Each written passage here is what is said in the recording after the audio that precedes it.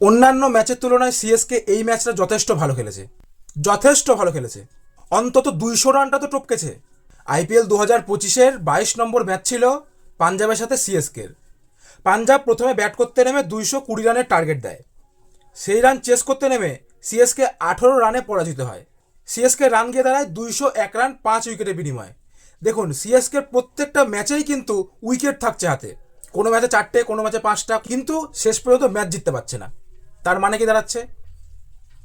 প্রথমে যারা ব্যাট করতে নামছে তারা রিকোয়ার্ড রান রেটটাকে ঠিক রাখছে না, যার কারণে সিএসকে ম্যাচ হারতে হচ্ছে। এটা ওয়ান ডে খেলা নয়, এটা 50 ওভারের খেলা নয়, এটা 20 ওভারের খেলা, এটা টি-20 ম্যাচ। তাই টি-20 ম্যাচটাকে টি-20 ম্যাচের মতোই খেলতে হবে। এবার আসি মহেন্দ্র সিং ধোনির কথায়। উনি এই ম্যাচটায় যথেষ্ট ভালো খেলেছে, একদম ফুল খেলেছে।